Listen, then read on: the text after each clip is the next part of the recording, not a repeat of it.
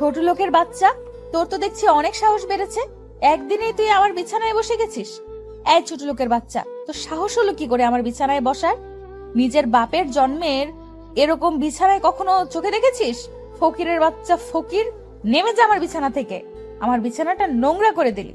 দিশার কথাগুলো শুনে রাহুল বিছানা থেকে নেমে দাঁড়ায় আর দিশাকে উদ্দেশ্য করে বলে, আমাদের বিয়ে হয়ে গেছে, আর তাছাড়া আপনি এখন আমার বউ। আমরা তো স্বামী স্ত্রী, তাহলে এই বিছানায় বসলে কি হবে? বউ মাই ফুট, তোর মতো চাকরের বউ হব আমি কোন কারণে? মানে কি বলছেন কি আপনি? হ্যাঁ, ঠিকই বলেছি। তুই ভাবলি কি করে আমি তোকে স্বামী হিসেবে মেনে নেব? কি করে? তাহলে আমায় বিয়ে করলেন কেন? তোকে বিয়ে না করলে আমি আমার লক্ষ্যে পৌঁছাতে পারতাম না কখনো। আমরা বদলা নিতে পারতাম না কখনো। মানে? শোন, আর কয়েকদিন পর আমি তোকে ডিভোর্স দিয়ে দিব। আর কয়েক মাস পর আমি সাকিবের কাছে আমেরিকা চলে যাব। আপনি আমেরিকা চলে যাবেন এটা আঙ্কেলকে বললেই তো হতো। শুধু শুধু আমায় বিয়ে করলেন কেন? বাবাকে বললে বাবা কখনো রাজি হতো না, তাই প্ল্যান করে ওই ছেলের নামে দুর্নাম ছড়িয়ে তোর সাথে বিয়েটা করে নিলাম। আমার সাথে আপনি এমনটা কেন করলেন? আমার জীবনটাই কেনই বা ধ্বংস করে দিলেন? তোর মতো চাকরের আবার কিসের জীবন? তোর জীবনের চাবিকাঠি এখন থেকে আমার হাতে। মানে? এই দেখ, এই সাদা কাগজে তোর সাইন করা আছে। এখন আমি আমার ইচ্ছে খুশি মতো তোর নামে কিছু লিখে দেব, তারপর তোকে ফাঁসিয়ে দিব। সো আমি যা বলবো সেটাই করবি। বেশি বাড়াবাড়ি করলে তোকে জেলে যেতে হবে। শুন, তোকে একটা ভালো কথা বলছি, এই কয়েক মাস আমার কথা মতো চলাচল কর, তারপর তুই মুক্তি পেয়ে যাবি। এখন গিয়ে ব্যালকনিতে ঘুমিয়ে পড়, চলে যা চুপচাপ। কিন্তু বাইরে তো অনেক ঠান্ডা। জেলে যাবি না ঠান্ডা খাবি? রাহুল একবার দিশার দিকে আর একবার কাগজের দিকে তাকিয়ে একটা বালিশ ও একটা কাঁথা নিয়ে ব্যালকনিতে চলে যায়। কি ভাবছেন? কেন আমি কোনো প্রতিবাদ না করে চলে এলাম কেন? বলছি শুনুন, পুলিশ, ডাক্তার, উকিল সবাইকে আমি বিশ্বাস করব, কিন্তু দিশা ম্যাডামকে বিশ্বাস করা যায় না। এই মেয়ে যা বলে তাই করে। সোজা কথায় বলতে গেলে বদমেজাজি মেয়ে। এই ঠান্ডায় ঘুম আসবে না, তার চেয়ে চলুন আমার অতীত থেকে আপনাদের নিয়ে ঘুরিয়ে আসি। অতীত। আজ 1 বছর পূর্ণ হলো রাহুল চৌধুরী বাড়ির কাজের। এই কজনের 1 বছরের বাড়ি কয়েকজনকে রাহুলের ভালো লেগেছে, আবার কয়েকজনকে ভালো লাগেনি। রাহুল খুব সকালে ঘুম থেকে উঠে কাজ করতে শুরু করে। রাহুল সবার জন্য নাস্তা রেডি করে টেবিলের উপর রেখে দিয়ে নিজের রুমে এসে ফ্রেশ হওয়ার জন্য বাথরুমে যাবে। তখনই রাহুলের কানে আসে চৌধুরী বাড়ির অহংকারী বদমেজাজি বড় মেয়ে দিশার। রাহুল বাথরুমে ঢুকে ফ্রেশ হয়ে এসে তাড়াতাড়ি করে দিশার রুমের সামনে যেয়ে পড়ল। ম্যাডাম, আসবো? আয়। রাহুল দিশার রুমে প্রবেশ করে একপাশে দাঁড়ায়। তখন দিশা ঈশা করে রাহুলকে তার পাশে ডাকে। রাহুল দিশার সামনে যেতেই দিশা ঠাস ঠাস করে থাপ্পড় বসিয়ে দিয়ে বলা শুরু করলো, এই হারামির বাচ্চা, তোর না বলছি আমি ডাকলে তাড়াতাড়ি আমার সামনে চলে আসবি? আসলে ম্যাডাম আমি... ঠাস ঠাস, আমার মুখের উপর কথা বলতে মানা করছি না তোকে? এই বাড়িতে এসছিস কয়দিন হলো, এর মাঝে নিজের মন মতো চলাফেরা শুরু করেছিস? যা তাড়াতাড়ি আমার জুতোগুলো পলিশ করে নিয়ে আয়। হ্যাঁ, যাচ্ছি। রাহুল গালে হাত দিয়ে দিশার রুম থেকে বের হয়ে যায় আর দিশা একটা ম্যাগাজিন নিয়ে পড়তে শুরু করে। কিছুক্ষণ পর রাহুল জুতোগুলো পালিশ করে নিয়ে আসে। রাহুল দিশার রুম থেকে বের হয়ে নিচে এসে অপেক্ষা করতে থাকে দিশার জন্য। কিছু সময় পর দিশা গাড়ির কাছে আসলে রাহুল দরজা খুলে দিল। দিশা গিয়ে গাড়িতে বসে আর রাহুল এসে গাড়ি চালানো শুরু করে। দিশাকে কলেজে নামিয়ে দিয়ে রাহুল বাসায় চলে আসলো। বাসায় এসে সকল কাজ করতে থাকে। রাহুল যখন কাজ করছিল তখন দিশার মা জাহানারা বেগম রাহুলের কাছে এসে বলতেন, রাহুল বাবা, এই লিস্টের বাজারগুলো নিয়ে আয়। রাতে দিশার বান্ধবীরা ডিনার করবে আমাদের এখানে। আচ্ছা আন্টি, নিয়ে আসছি আমি। শফিক ভাই এখন কেমন আছে? ভালোই, চাচার মেডিসিন চলছে। আচ্ছা বাবা, যা তাহলে তুই। রাহুল লিস্টগুলো নিয়ে বেরিয়ে পড়ে বাজারের উদ্দেশ্যে। রাহুল বাজার করে বাসায় ফিরে আসে। রাহুল যখন একটু রেস্ট নিতে যাবে তখনই রাহুলের ফোন বেজে ওঠে। রাহুল ফোন রিসিভ করে দেখতে পায় দিশা কল দিয়েছে। রাহুল তাড়াতাড়ি করে কল রিসিভ করে আর দিশা বলে, তাড়াতাড়ি করে কলেজে চলে আয়, আমার ক্লাস শেষ। আচ্ছা। রাহুল বাইরে এসে গাড়ি নিয়ে বের হয়ে যায় কলেজের উদ্দেশ্যে। কিছু সময় পর কলেজে এসে দেখতে পায় দিশা আর তার বান্ধবীরা দাঁড়িয়ে আছে। রাহুলকে আসতে দেখে দিশা তার বান্ধবীদের বিদায় দিয়ে গাড়ির কাছে চলে আসে। দিশা গাড়িতে বসলে রাহুল গাড়ি চালানো শুরু করে। একটা বড় রেস্টুরেন্টের সামনে দিশা রাহুলকে গাড়ি থামাতে বলল। রাহুল গাড়ি থামিয়ে গাড়ি থেকে নেমে পিছনের দরজা খুলে দিল। দিশা গাড়ি থেকে নেমে সামনে দাঁড়িয়ে থাকা একটা ছেলেকে জড়িয়ে ধরল। রাহুল একবার সেদিকে তাকায়, আবার গাড়িতে চলে আসে আর দিশা ছেলেটার সাথে রেস্টুরেন্টের ভিতরে চলে যায়। রাহুল গাড়িতে বসে তার মোবাইলে গেমস খেলছিল। এইদিকে দিশা সাকিব বলছে, তা কেমন আছো জানেমান? ভালোই, তুমি? ভালো আছি। আচ্ছা দিশা, চলো আমরা বিয়ে করে ফেলি। আর ভালো লাগছে না সিঙ্গেল থাকতে। করব, তবে পড়াশোনা শেষ করে নেই তারপর। আর তোমারও তো পড়াশোনা বাকি রয়েছে। পড়াশোনা করে লাভ নেই, তার চেয়ে বিয়ে করে আমরা দুজনে আমেরিকা চলে যাব আর ওখানে সেটেল হয়ে যাব। কি বলো? এত টাকা আসবে কোথা থেকে? হ্যাঁ, তুমি দিবে। এখন আমার ব্যবসা যখন কিছুটা বৃদ্ধি পাবে তখন আমি আবার তোমার টাকা দিয়ে দিব।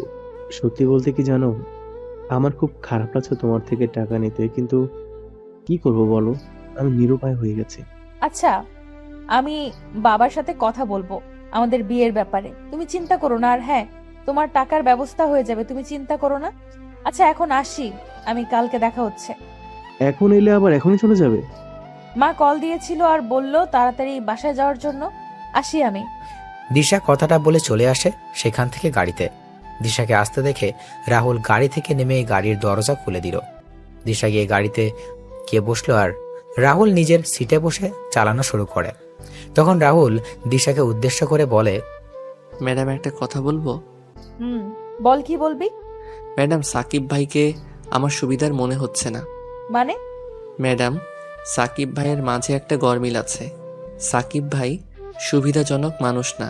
ভাগ্য ভালো তুই গাড়ি চালাচ্ছিস, তা না হলে তোর অবস্থা আমি খারাপ করে দিতাম। ছোট লোকের বাচ্চা, তোর তো সাহস কম না। সাকিবের ব্যাপারে কথা বলিস? সাকিব কি তোর মতো ছোট লোক ফকির? জানিস সাকিবের কয়টা বাড়ি কয়টা গাড়ি আছে? আসলে ম্যাডাম, চুপ ছোট লোকের বাচ্চা, চুপ। আমার কোনো ব্যাপারে তুই কোনো কথা বলবি না, আর আমার কোনো কাজেও বেশি কথা বলবি না। আমি আর সাকিব খুব তাড়াতাড়ি বিয়ে করছি। ফারদার আমার আর সাকিবের বিষয়ে তুই কোনো কথা বলবি না। কিছুক্ষণ পর রাহুলরা বাসায় চলে আসে। রাহুল রুমে এসে ফ্রেশ হয়ে গিয়ে নিচে খাবার খেয়ে নিজের রুমে গিয়ে ঘুমিয়ে পড়ে। এবার চলুন আপনাদের গল্পের নায়ক রাহুল আর নায়িকা দিশার পরিচয় দিয়ে দিই। আমাদের গল্পের নায়ক রাহুল রাজ। রাহুলের বাবা মা গ্রামে থাকেন। আমাদের গল্পের নায়িকা দিশা চৌধুরী এমপি আরিফ চৌধুরী ও ডাক্তার জাহানারা বেগমের একমাত্র অহংকারী আর বদমেজাজি মেয়ে দিশা। দিশা এবার অনার্স 3য় বর্ষের শিক্ষার্থী। বাকিটুকু না হয় গল্পের সাথে থাকলেই জানতে পারবেন। রাহুল ঘুমিয়েছিল, তখনই সে বুঝতে পারে তার পুরো শরীর ভিজে আছে আর শরীর থেকে বাজে গন্ধ আসছে। রাহুল উঠে সামনে তাকিয়ে দেখতে পায় দিশা দাঁড়িয়ে আছে রাগী চোখে। রাহুল পাশে তাকিয়ে দেখতে পায় তার বিছানায় ময়লা পানি দিয়ে ভিজে আছে। তখন রাহুল দিশাকে বলে, এভাবে ঘুম থেকে তোলার কোনো মানে হয় কি? এটা কি করলেন আপনি? আমি বাইরে যাব, 5 মিনিটের ভেতর নিচে আয়। বিছানা ভিজানো দরকার ছিল কি? আর ময়লা পানি বা কেন দিলেন? তোর মতো ছোট লোকের কোনো প্রশ্নের উত্তর দিতে আমি বাধ্য নই। বেশি কথা না বলে নিচে আয়। রাহুল আর কোনো কথা বলল না। রাহুল জানে এই মেয়ের সাথে কথা বলা লাভ হবে না। বিছানা কিছুটা পরিষ্কার করে এই ঠান্ডা মাঝে রাহুল গোসল শেষ করে রেডি হয়ে সেই রুম থেকে বের হবে। তখন রাহুলের ফোন বেজে ওঠে। রাহুল ফোন নিয়ে রিসিভ করে ওপাশ থেকে শুনতে পায়, কেমন আছিস বাবা তুই? ভালো বাবা, তুমি আর ভাবি আর আয়ান কেমন আছো? ভালোই আছি রে। তোকে খুব দেখতে ইচ্ছে করছে, আসবে কি? বাবা, হাতে অনেক কাজ আমার। কাজগুলো শেষ হলেই আমি চলে আসব তোমাদের কাছে। রাহুল যখন বাবার সাথে কথা বলছিল তখন নিচ থেকে দিশার গলার স্বর শুনতে পায়। রাহুল তখন বলে, আচ্ছা বাবা, পরে কথা বলি। রাহুল, কালকের দিনের কথা মনে আছে তোর? আমার সব কিছুই মনে আছে বাবা। এরপরও তুই আসবি না? আচ্ছা বাবা, রাখছি আমি এখন। রাহুল তার বাবার সাথে কথা বলে ফোন রেখে দিয়ে নিচে চলে আসে। কিছুক্ষণ পর দিশাকে নিয়ে রাহুল বেরিয়ে পড়ে। গাড়ি এসে থামে একটা শপিং মলের সামনে। দিশা গাড়ি থেকে নেমে যায় আর রাহুল গাড়ি পার্কিং করে গাড়িতে বসেছিল। হুট করে রাহুল সামনে তাকিয়ে দেখতে পায় কয়েকজন লোক জটলা বেঁধে দাঁড়িয়ে আছে। রাহুল গাড়ি থেকে নেমে সেখানে গিয়ে দেখতে পায় একজন বৃদ্ধ লোক রক্তাক্ত অবস্থায় মাটিতে পড়ে আছে। তখন লোকটিকে ধরে সবার উদ্দেশ্যে বলে, এই চাচার এমন অবস্থা হলো কি করে? একজন লোক মাটিতে পড়ে আছে আর আপনারা দাঁড়িয়ে দাঁড়িয়ে সেটা দেখছেন। কেউ কোনো কথা বলছে না। তখন রাহুল সিকিউরিটি গার্ডের সাহায্যে বৃদ্ধ লোকটিকে গাড়ির কাছে এনে তাড়াতাড়ি করে বৃদ্ধ লোকটা তার গাড়িতে তুলে দিয়ে গাড়ি ছোটালো হাসপাতালের দিকে। কিছু সময় পর হাসপাতালে পৌঁছে ডাক্তার বৃদ্ধ লোক দেখে তাড়াতাড়ি করে অপারেশন থিয়েটারে নিয়ে যায়। 40 মিনিট পর ডাক্তার অপারেশন থিয়েটার থেকে বের হয়ে রাহুলের সামনে এসে বলে, দেখুন, এই বৃদ্ধ চাচাকে অনেক বাজেভাবে আঘাত করা হয়েছে। একজন অমানুষ ছাড়া এমন কাজ করতে পারে না। চিন্তা নেই, উনি এখন বিপদমুক্ত। ডাক্তার, ওনার জ্ঞান কি ফিরেছে? না, 2 থেকে 3 ঘন্টা পর জ্ঞান ফিরবে। অনেক রক্ত বের হয়েছে, যার জন্য কিছুটা দুর্বল। ওনার ডান হাতটা ভেঙে গেছে। কয়েক মাস রেস্ট নিলে উনি সুস্থ হয়ে যাবেন। ওনাকে কেবিনে শিফট করা হয়েছে। জ্ঞান ফিরলেই দেখা করতে পারবেন। ধন্যবাদ ডাক্তার। ডাক্তার চলে যায়। আর রাহুল যখন বৃদ্ধ লোকের সাথে দেখা করতে যাবে তখনই রাহুলের ফোন বেজে ওঠে। রাহুল ফোন বের করে দেখতে পায় দিশা কল দিয়েছে। তাড়াতাড়ি করে ফোন রিসিভ করে শুনতে পায়, ওই চাকরের বাচ্চা চাকর, কই তুই? আমার গাড়ি নিয়ে কোথায় গিয়েছিস তুই? ম্যাডাম, আমি আসছি, আপনি 10 মিনিট অপেক্ষা করুন। 10 মিনিটের ভেতরে না এলে তোর খবর আছে কিন্তু। রাহুল ফোন রেখে গাড়ির কাছে এসে গাড়ি স্টার্ট দিয়ে শপিং মলের সামনে চলে যায়। রাহুল দেখতে পায় দিশা দাঁড়িয়ে আছে। দিশাকে দেখে মনে হচ্ছে অনেক রেগে আছে। দিশার সামনে গাড়ি থামিয়ে গাড়ি থেকে নেমে গাড়ির দরজা খুলে দিল। দিশা গাড়ির ভিতরে তাকিয়ে রাহুলের গায়ে ঠাস ঠাস করে থাপ্পড় বসিয়ে দিল। রাহুল বুঝতে পারছে না হঠাৎ করে দিশা কেন তাকে সবার সামনে এইভাবে থাপ্পড় মারছে। রাহুলের গালে হাত দিয়ে দিল, বলে, 10 মিনিটের আগেই তো আমি চলে এলাম, তাহলে মারলেন কেন? এই কুত্তার বাচ্চা, আমার গাড়ির সিটের রক্ত আসলো কি করে? কাকে আমার গাড়িতে খুন করেছিস বলতো? ম্যাডাম, কি বলছেন কি? আমি কেন শুধু শুধু খুন করতে যাব কাউকে? তাহলে আমার গাড়িতে রক্ত আসলো কি করে? আসলে ম্যাডাম, এই ফকিরের বাচ্চা, তুই কি আমার গাড়িকে পাবলিক গাড়ি পেয়েছিস? এই গাড়ির দাম জানিস তুই? তোর মতো 100 জন চাকরের জীবনের চেয়েও এই গাড়ির মূল্য অনেক বেশি। ম্যাডাম, কেউ বিপদে বা আঘাতপ্রাপ্ত হলে তাকে সাহায্য করা আমাদের সকলের দায়িত্ব। মানুষের জীবনের যে মূল্যবান আর কিছু নেই। চল বাসায়, আজকে তোর খবর আছে। দিশা কথাগুলো বলে গাড়ির সামনের সিটে বসে পড়ে আর রাহুল মাথা নিচু করে গাড়িতে এসে চালানো শুরু করলো। কিছু সময় পর বাসায় এসে গেলে দিশা গাড়ি থেকে বাসার ভিতরে প্রবেশ করে আর রাহুল গাড়ি পার্কিং করে আসে। মা বাবা, মা বাবা কোথায় তোমরা? নিচে আসো। মা বাবা। কি হয়েছে? বাড়ি মাথায় তুলে নিচ্ছিস কেন? কিরে মা, এমন করে চিৎকার করছিস কেন? চিৎকার কি আর নিজের ইচ্ছায় করছি? ওই চাকরের বাচ্চা চাকর কি করেছে জানো তোমরা? কি করেছে রাহুল? আর তোমায় না বলেছি রাহুলকে চাকর বলবে না। বাড়ির চাকরকে চাকর বলবো না তো কি বলবো? দিশা, বাজে না বকে কি হয়েছে সেটা বলো। ওই চাকর আমার পুরো গাড়িতে রক্তের দাগ লেগে নিয়ে আসছে। আমার গাড়িটা নোংরা করে দিয়েছে ও। এটা তো ভালো কাজ করেছে রাহুল। আমি যদি রাহুলের জায়গায় থাকতাম তাহলে একই কাজ করতাম। কারণ মানুষ হলো সৃষ্টির সেরা জীব। মানুষের জীবনের মূল্যের চেয়ে আর কিছুর মূল্য এই পৃথিবীতে নেই। বাবা, তুমি বুঝতে পারছো না কেন বলো তো? ওই ফকিরের বাচ্চা আমার নতুন গাড়িটা নষ্ট করে দিয়েছে। আয় রাহুল, এইদিকে। হ্যাঁ আন্টি, বলুন। আচ্ছা, এই বৃদ্ধ লোক এখন কেমন আছেন? যতটুকু জানি ওনার জ্ঞান ফিরেনি এখনো।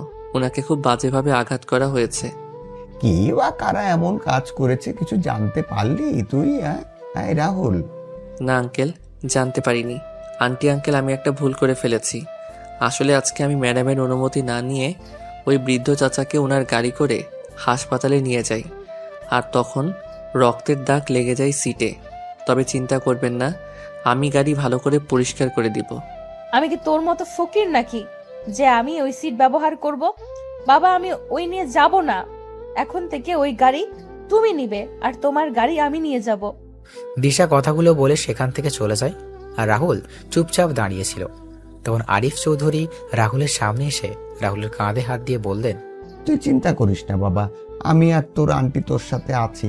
আর এই 1 বছরে তোকে চিনেছি। তুই এমন কোনো কাজ করবি না যে কাজের দ্বারা কোনো সমস্যা হয়। যা রাহুল, রুমে যা তোর।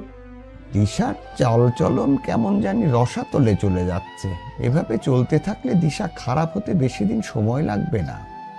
মেয়েটা দিন দিন খারাপ হয়ে যাচ্ছে। মেয়েটাকে কি করে যে বুঝাই, এভাবে জীবন চলবে না। দিশার বিয়ে দিতে হবে খুব তাড়াতাড়ি। কি বলছো কি তুমি এসব? আমাদের আদরে আদরে দিশা বাদর হয়ে যাচ্ছে। এমন মেয়েদের ঠিক করার জন্য বিয়েই দিতে হবে। তোমার এই বজ্জাত মেয়েকে বিয়ে করবে কে? সেটা রাতে খাবার টেবিলেই না হয়। রাতের বেলা দিশা তার বান্ধবীদের সাথে রুমে বসে আড্ডা দিচ্ছিল, আর রাহুলও জাহানারা বেগম রান্নাঘরে কাজ করছে। তখন দিশা নিচ থেকে বলে যায়, মা, আমাদের জন্য চিকেন ফ্রাই আর চিকেন ললিপপ আমার রুমে পাঠিয়ে দাও তো। আমি পারবো না, নিজে করে নিয়ে আয়। এই রাহুল ফকিন্নি, তুই তাড়াতাড়ি করে নিচে আয়, নিয়ে আয়। সময় 30 মিনিট মাত্র। ও কি মেশিন যে 30 মিনিটে হয়ে যাবে? এগুলো খেতে যত সহজ, সেগুলো তৈরি করতে অনেক কষ্ট। আচ্ছা, 1 ঘন্টা সময় দিলাম। আচ্ছা ম্যাডাম। দিশা চলে যায় আর রাহুলের চিকেন ফ্রিজ থেকে বের করে নিয়ে দিশার বলে যাওয়া চিকেন ফ্রাই আর ললিপপ তৈরি করতে লাগলো। 50 মিনিট পর রাহুল কিছু তৈরি করে দিশার রুমের দিকে পা বাড়ায়। দিশা রুমের সামনে এসে কড়া নাড়ে, তখন দিশা বলে ভিতরে আসার জন্য। রাহুল ভিতরে গিয়ে খাবার ট্রেগুলো টেবিলে রেখে যেই চলে আসবে, তখনই দিশা বলে ওঠে, এই খাবারগুলো কি তোর মা আর বাবা আমাদের হাতে দিয়ে যাবে? মা বাবা দিবে কেন, আমি দিয়ে দিচ্ছি ম্যাডাম। রাহুল সবার হাতে খাবারের প্লেট দিয়ে রুম থেকে বের হয়ে যায়। নিচে এসে জাহানারা বেগমের সাথে রাহুল কাজে মন দিল। রাত 10টায় খাবার টেবিলে দিশা ও তার বান্ধবীরা বসে খাবার খাচ্ছে। তখন দিশার বান্ধবী মিথিলা বলে, আন্টি, আজকে চিকেন ফ্রাই আর ললিপপগুলো অনেক ভালো হয়েছে। সত্যি আপনার হাতে জাদু আছে বলতে হবে। হ্যাঁ, আসলে মিথিলা, ওইগুলো আমি তৈরি করিনি। তাহলে কে তৈরি করেছে? ওইগুলো রাহুল তৈরি করেছে। রাহুলের হাতে জাদু আছে বলতে হবে। কি, একজন ছেলে হয়ে এমন সুস্বাদু রান্না করতে পারে? এটা বলতে পারো গড গিফটেড রাহুলের। আমার বাসার কাজ আমার থেকে রাহুল বেশি করে। খাওয়া দাওয়া শেষ করে মিথিলা সবার থেকে বিদায় নিয়ে বাইরে চলে আসে। মিথিলা দিশাকে উদ্দেশ্য করে বলে, দিশা, সত্যি তোরা অনেক লাকি রে, এমন একজন মানুষ পেয়েছিস। লাকি না ছাই। সত্যি বলছি রে, ছেলেটা যেমন দেখতে তেমনই কাজেরও। ছেলেটাকে দেখে তো ক্রাশ খেয়ে গেলাম, সত্যি। আরে ও আমার বাসার চাকর, এটা তোর মাথায় ঢুকেনি? চাকর হলে কি হলো? এই রকম ছেলে পেলে তো আমি ছেলেটাকে বিয়ে করে বসে থাকতাম, আর বাসার সকল কাজ ওকে দিয়ে করাতাম, তবে চিন্তা নেই। কি বলছিস কি? তোর কি সব গেছে মিথিলা? সময় হলেই বুঝতে পারবি। আসি রে। মিথিলা চলে যায়। দিশা বাসায় এসে দেখতে পায় রাহুল আর তার বাবার কথা বলছে। তখন দিশা তার বাবার সামনে এসে বলে, বাবা, কি নিয়ে কথা বলছো তুমি ওই ফকিরের সাথে?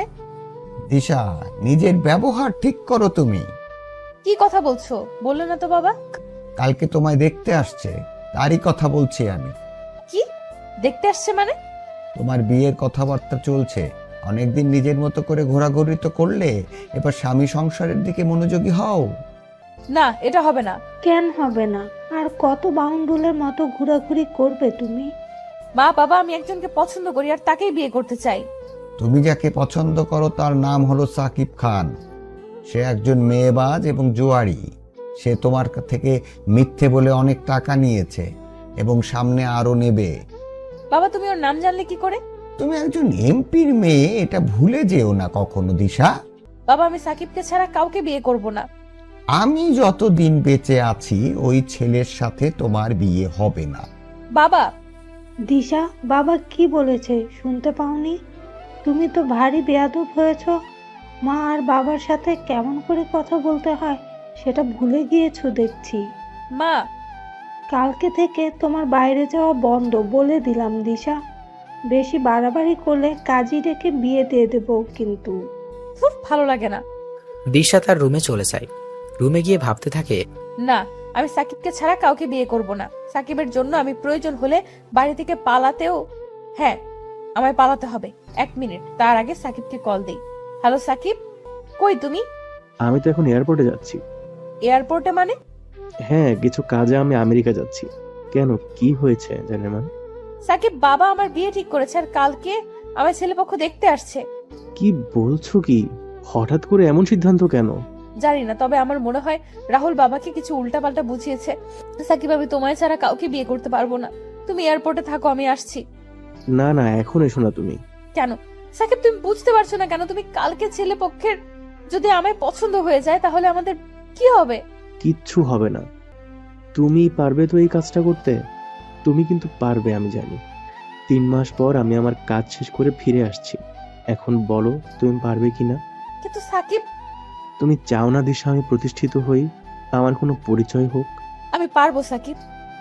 দিশা ফোন রেখে নিচে এসে তার মা বাবাকে উদ্দেশ্য করে বলে ওঠে, না বাবা, আমি রাজি। সত্যি বলছিস তুই মা? হ্যাঁ বাবা, সত্যি বলছি। আমি জানতাম আমার মেয়ে আমার কথা কখনো ফেলবে না।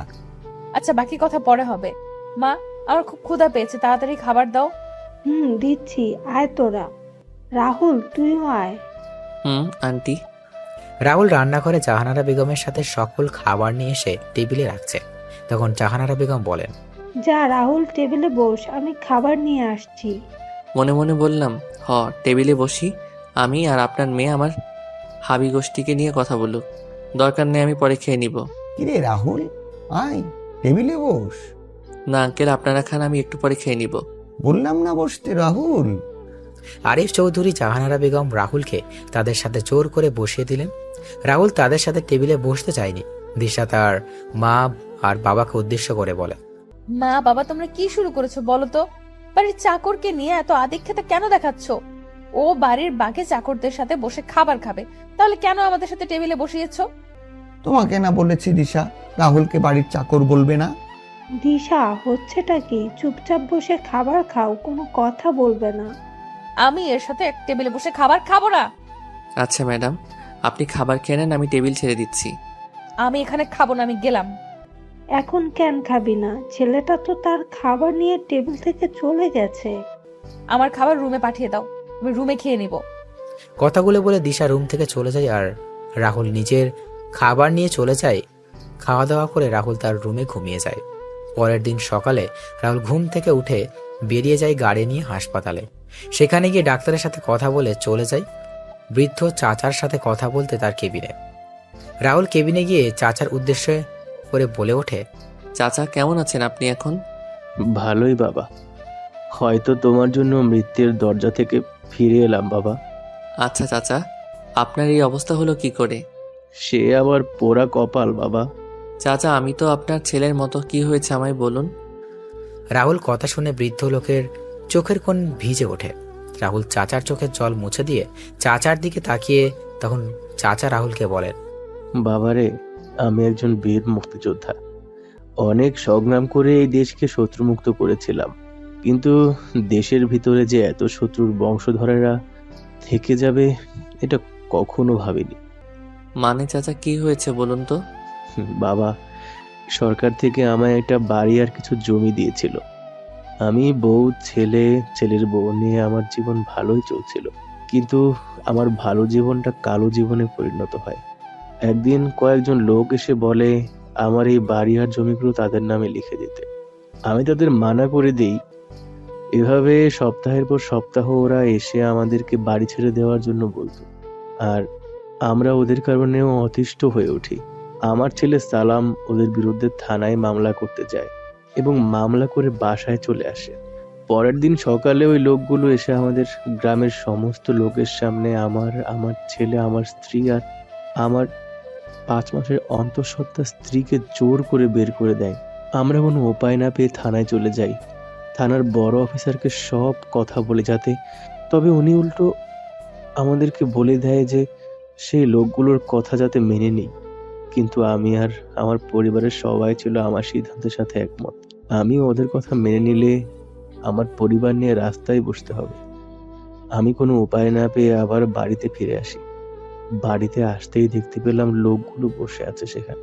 আমি তাদের অনেক অনুরোধ করলাম, কিন্তু তারা শোনেনি। তারপর আমরা ওদের স্যারের সাথে কথা বলতে চাই, তখন ওরা আমাদের নিয়ে যায় ওদের স্যারের সামনে। আমি ওদের স্যারকে সবকিছু খুলে বলি, অনেক আশা নিয়েই কথাগুলো বলি, যেন উনি শুনলে আমাদের দয়া করবেন। কিন্তু ওই স্যার আমাদের অনেক খারাপ কথা বলেছে। এসব শুনে আমার ছেলে সালাম গিয়ে ওই স্যারের কলার টেনে ধরে রাগান্বিত কণ্ঠে কিছু কথা বলে। ওই কথাগুলো শুনে আমার ছেলেকে আমাদের চোখের সামনে গুলি করে হত্যা করে। সেদিন ওই আমার ছেলেকে হারিয়ে আমার পুরো পৃথিবী থমকে যায়। আমাদের এবং আমার ছেলের লাশ ওরা রাস্তায় এনে অনেক কিছু করার চেষ্টা করে। যখন কোনো উপায় পেলাম না, তখন একটা গাড়ি ঠিক করে ছেলের লাশ নিয়ে রওনা দিলাম গ্রামের দিকে। মাঝ রাস্তায় আমার ছেলের বউ অজ্ঞান হয়ে যায়, আর গাড়িতে কোনো পানি ছিল না। আমি পানি কেনার জন্য একটা দোকানে যাই। পানি নিয়ে যখন দোকান থেকে বের হই, তখন দেখতে পাই দুটো ট্রাক এসে ওই গাড়িতে ধাক্কা মেরে এবং গাড়িটা খাদে পড়ে আগুন ধরে যায়। একদিনে আমি আমার পরিবারকে হারিয়ে ফেলি, শুধু একজন মানুষের জন্য। কোনো উপায় না পেয়ে আমি ঢাকা চলে আসি শুধুমাত্র আমাদের প্রধানমন্ত্রীর কিছু কথা জিজ্ঞেস করার জন্য। আমি প্রধানমন্ত্রীর বাসভবন থেকে কিছুটা দূরে ভিক্ষা করি আর প্রধানমন্ত্রীর দেখা পাওয়ার জন্য অপেক্ষা করতে থাকি। আজকে এদিকে আসছিলাম, কিন্তু হঠাৎ করে কোনো কথা ছাড়াই কিছু লোক এসে আমায় মারতে শুরু করে। এখন সৃষ্টিকর্তাই আমার শেষ ভরসা। বৃদ্ধ লোক কথাগুলো বলে বোকা কান্না করতে লাগলে। রাহুল সব শুনে বৃদ্ধ লোককে কাঁধে হাত রেখে বৃদ্ধ লোকটিকে শান্ত করার চেষ্টা করে। আর রাহুলও সান্ত্বনা দেওয়া ছাড়া আর কিছুরও করার নেই। রাহুল যখন চলে আসবে তখন রাহুল আবার বৃদ্ধ লোকের কাছে গিয়ে বলে ওঠে, চাচা, ওই স্যারের নাম কি? ওই অমানুষটার নাম হলো শফিক খান, ওরফে টনি ভাই। কি ওই মাফিয়া টনি ভাই? হ্যাঁ বাবা, এর জন্যই তো আমরা কোনো আইনি সহায়তা পাইনি। আচ্ছা চাচা, তাহলে আমি আসি। তাহলে তুমি এই 2 মাস হাসপাতালে থাকবে আর তোমার খরচ আমি বহন করব। আসি চাচা আমি। রাহুল কথাগুলো বলে চলে আসে।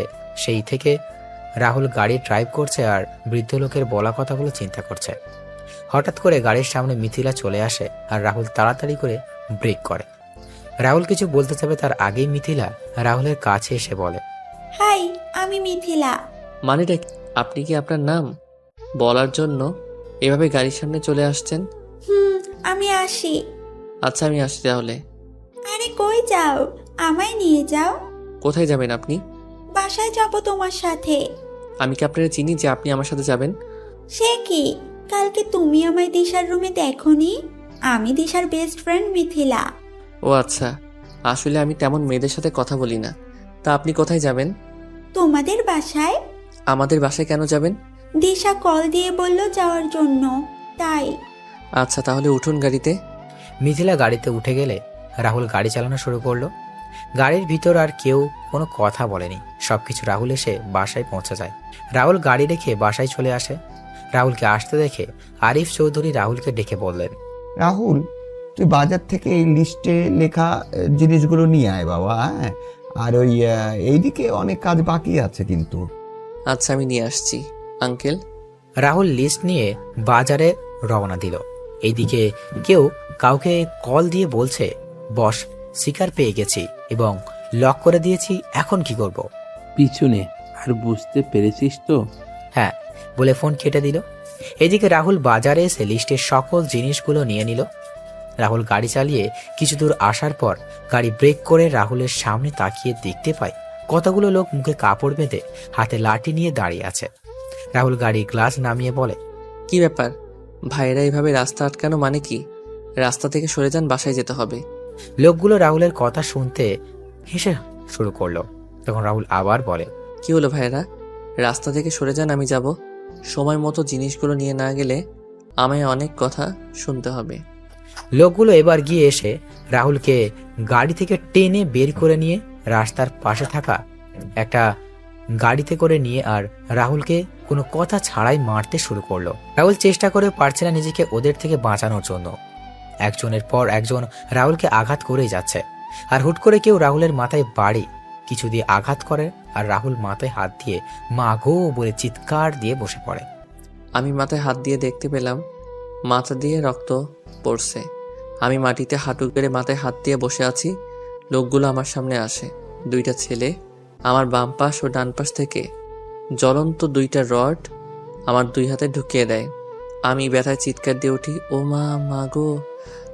একে তো ব্যথায় ব্যথা করছে, সাথে আমার 2 হাতে জ্বলন্ত ও বড় রড ঢুকিয়ে দিয়েছে।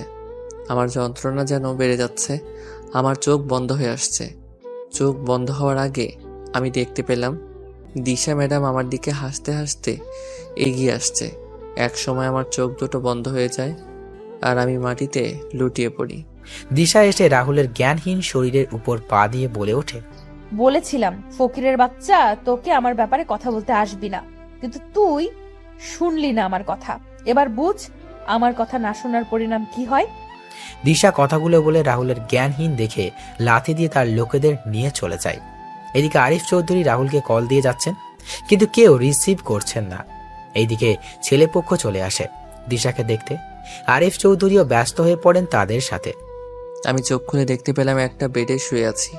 চারপাশে তাকিয়ে ভালো করে তাকিয়ে দেখলাম আমার পাশের বেডে সেই বৃদ্ধ চাচা আমার দিকে তাকিয়ে আছেন। কি রে বাবা, এখন কেমন লাগছে তোর? ভালো লাগছে। মাথায় প্রচন্ড ব্যথা করছে, হাত নাড়াতে গিয়েও হাত নাড়াতে পারলাম না, হাতেও ব্যথা করছে প্রচুর। আশ্চর্যের বিষয় হলো আমি আমার শরীরে প্রচন্ড ব্যথা অনুভব করছি, যা কাউকে বলে বোঝাতে পারবো না। তোর এই অবস্থা কি করলো বাবা? আর একটু হলে তো তোর 2 হাত একেবারের জন্যই হারিয়ে ফেলতি, নিজের প্রাণটাও তো হারিয়ে ফেলতে পারতি। আচ্ছা চাচা, আমি এখানে আসলাম কি করে? জানি না, তবে সেটা ডাক্তার বলতে পারবে। রাহুল আর বৃদ্ধ চাচা যখন কথা বলছিল তখনই ডাক্তার কেবিনে প্রবেশ করেন। ডাক্তার রাহুলের কাছে এসে রাহুলকে পরীক্ষা করে বলেন, তোমাকে প্রথমে দেখে তো খুব ভয় পেয়ে গিয়েছিলাম, তা এখন কেমন লাগছে তোমার? ভালোই ডাক্তার, তবে আমার শরীরের প্রচন্ড ব্যথা করছে। আচ্ছা, ও হ্যাঁ, এই নাও তোমার ফোন। আঙ্কেল নামে একটা নাম্বার থেকে কয়েকবার কল এসেছিল, তারপর আমি কল রিসিভ করে তোমার অবস্থা ওনাদের জানিয়ে দেই। হয়তো কিছু সময় পর ওনারা চলে আসবেন। ডাক্তার, আমি এখানে আসলাম কিভাবে? আমি যখন আমার বাসায় যাচ্ছিলাম তখন তোমার অচেতন ও রক্তাক্ত অবস্থায় রাস্তার পাশে পড়ে থাকতে দেখি, তারপর তোমার এখানে নিয়ে আসি। আচ্ছা, এই অবস্থা হলো কি করে তোমার? আসলে রাস্তায় আমি কয়েকজন ছিনতাইকারী হাতে পড়ি আর তাদের সাথে হাতাহাতির এক পর্যায়ে এমন হয়। তাই বলে তোমার হাতে জ্বলন্ত রড ঢুকিয়ে দেবে? এটা আমার বিশ্বাস হচ্ছে না। সাথে তোমার তো খুব বিষাক্ত বিষ দেওয়া হয়েছিল, যা মানবদেহে খুব তাড়াতাড়ি ছড়িয়ে পড়ে। তবে তোমার ভাগ্য ভালো যে তুমি এই যাত্রায় বেঁচে গিয়েছো। আচ্ছা, আমার ঠিক করে বলো তো কি হয়েছে তোমার সাথে? ডাক্তার, সত্যি তো বললাম, আপনাকে মিথ্যা বলে লাভ কি আমার? আপনি বলুন, কেউ কি ইচ্ছে করে নিজের এতটা ক্ষতি করবে? আর বিষের ব্যাপারটা তো আমার অজানা। কেবিনে তখন প্রবেশ করেন আরিফ চৌধুরী, জাহানারা বেগম, দিশা আর মিথিলা। আরিফ চৌধুরী ডাক্তারকে বলেন, ডাক্তার, এখন রাহুল কেমন আছে? স্যার, চিন্তার কোনো কারণ নেই। রাহুল এখন বিপদমুক্ত। তবে আর কিছুক্ষণ পর রাহুলের সাথে দেখা হলে রাহুলের হাত দুটো কেটে ফেলতে হতো। হয়তো রাহুল আমাদের মাঝ থেকে, বুঝতেই পারছেন তো। কি বলছেন কি ডাক্তার আপনি? হ্যাঁ ম্যাডাম, আমি ঠিক বলছি, কারণ ছেলেটার 2 হাতে কারা যেন জ্বলন্ত রড ঢুকিয়ে দিয়েছে। সাথে রাহুলকে কেউ অনেক বিষাক্ত বিষ দিয়ে মেরে ফেলতে চেয়েছিল। এই বিষ তো আমাদের বাংলাদেশ থেকে ব্যান্ড করা হয়েছে, তাহলে এটা আসলো কি করে? রাহুল, কারা ছিল? তুই কি তাদের দেখেছিস? শুধু বল আমায়, তুই দেখ আমি কি ব্যবস্থা ওদের করি। আমি একবার দিশা ম্যাডামের দিকে তাকালাম, দেখলাম ম্যাডাম কিছুটা ভয় পেয়ে আছে। ম্যাডাম একবার আর চোখে আমার দিকে আর একবার আঙ্কেলের দিকে তাকাচ্ছে। কি রে রাহুল, তোর আঙ্কেল তোকে কি জিজ্ঞাসা করছে বলবি তো? আসলে আঙ্কেল আন্টি ওদের মুখে কাপড় বাঁধা ছিল, আমি ঠিক করে দেখতে পাইনি। আচ্ছা আচ্ছা, আমি দেখছি। ডাক্তার, আপনি রাহুলকে কোথায় পেয়েছিলেন? আমি রাহুলকে ওই বাইপাস রাস্তার পাশে অজ্ঞান অবস্থায় পেয়েছিলাম। আঙ্কেল বাদ দাও না, যা হওয়ার সেটা হয়ে গেছে তো। তুই বুঝতে পারছিস না? আর একটু হলেই তো তোর কত বড় ক্ষতি হয়েছে তো। দিশা রাহুলের কথা শুনে বেশ অবাক হয়ে যায়। দিশা মনে মনে বলছে, আমরা তো রাহুলকে মেরে ওই বাড়িতে ফেলে রেখেছিলাম, তাহলে বিষ দিল কে রাহুলকে? আর কে করতে চাইছে এমনটা? তাহলে কি কেউ আমাকে ফাঁসানোর চেষ্টা করছে? কে করবে এমনটা? ছাই, যাই হোক, রাহুল মরলেই তো আমার লাভ। ডাক্তার আর আরিফ চৌধুরী বাইরে চলে যান। মিথিলা একবার রাহুলের দিকে আর একবার দিশার দিকে তাকিয়ে রাহুলের পাশে গিয়ে কানে কানে বলে, তা ছিনতাইকারী কি শুধু ছেলে ছিল, না সাথে মেয়েও ছিল? মানে? বলেছি যে ছিনতাইকারী কি শুধু ছেলে ছিল, না সাথে মেয়েও ছিল? মেয়ে হতে যাবে কেন? ছেলেই তো ছিল। ও আচ্ছা, আমি আরো ভাবলাম। কি ভাবলেন? কিছু না।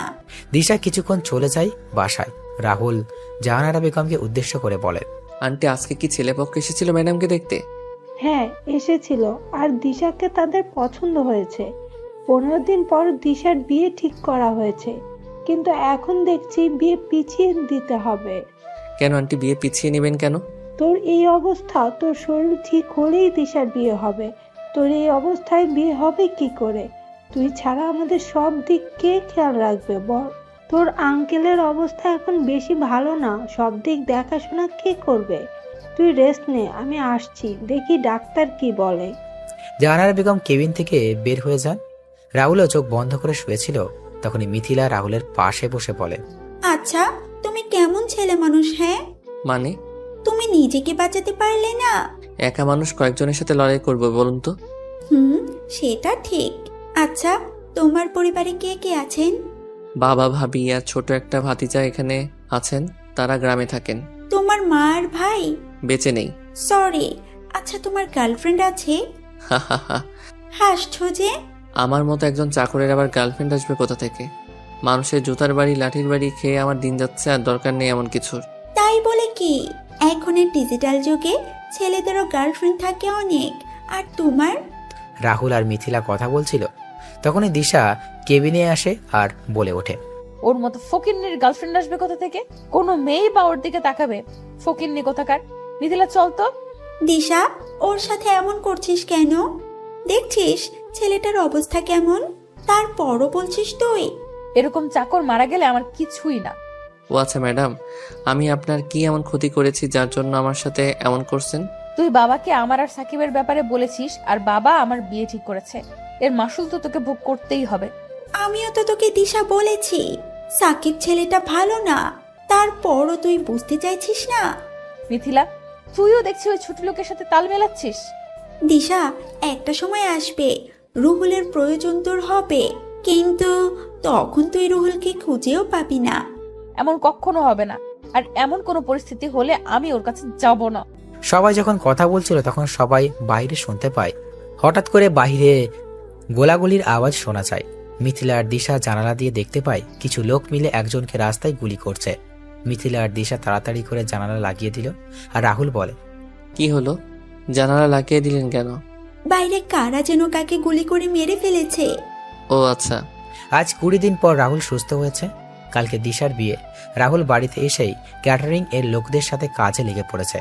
জাহানারা বেগম আর আরিফ চৌধুরী রাহুল মানা করেছিলেন আজকে কাজ না করার জন্য, কিন্তু রাহুল কারো কথা শোনেনি। সারাদিন কাজ করে রাহুল সন্ধ্যাবেলা তার রুমে এসে ফ্রেশ হয়ে নিচে গিয়ে খাবার খেয়ে তার রুমে এসে ঘুমিয়ে পড়ে। এদিকে দিশাকে সাজানোর জন্য পার্লার থেকে মেয়েরা আসে।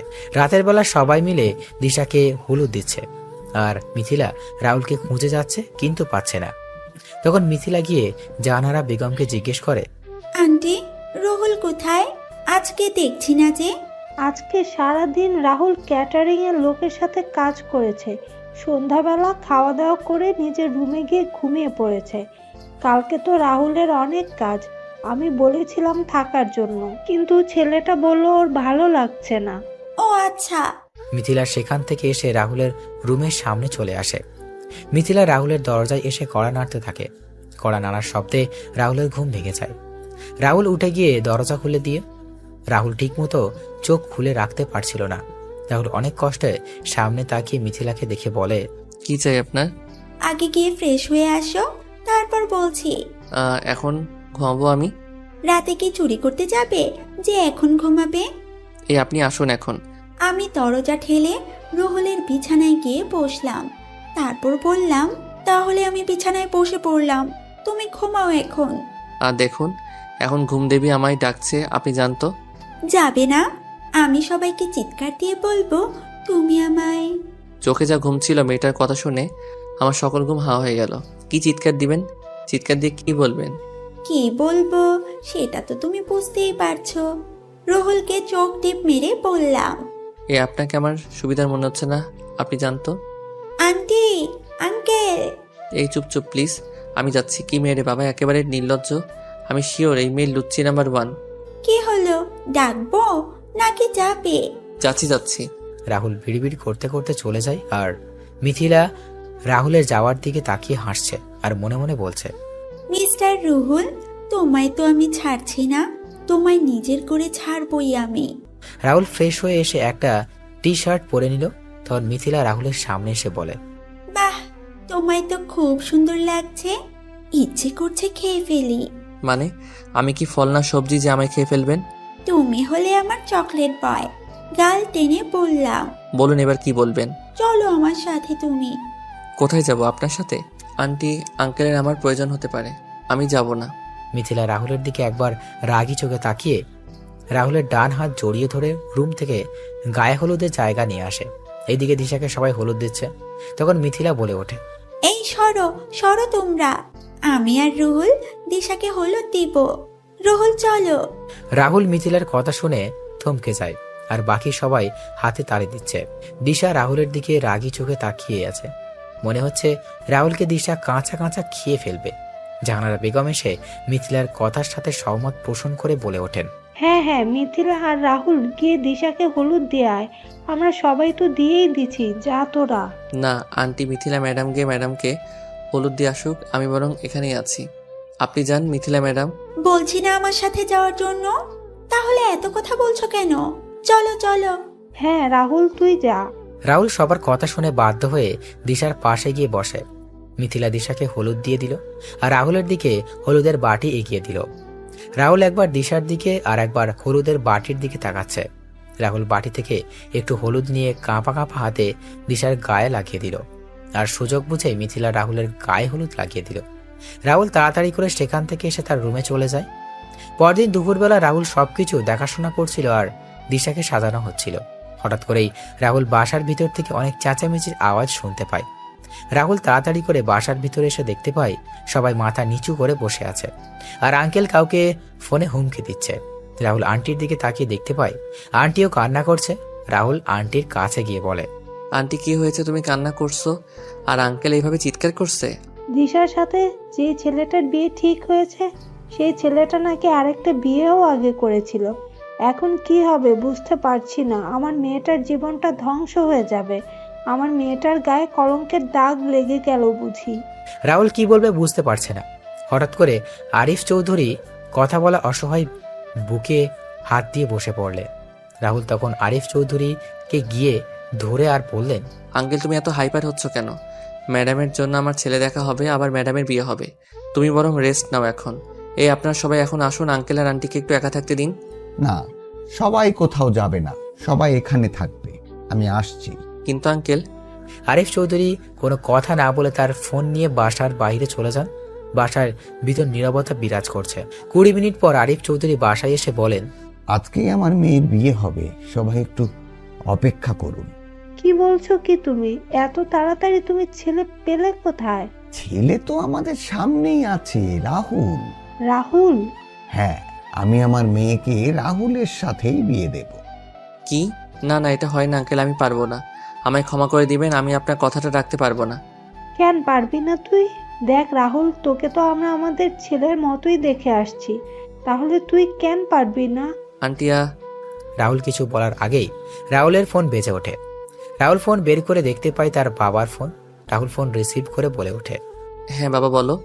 রাহুল, তুমি বিয়েটা করে নাও, আমার আর তোমার ভাবির মেয়ে পছন্দ হয়েছে, আর 1 সপ্তাহ পর তুমি বাড়ি ফিরে আসবে।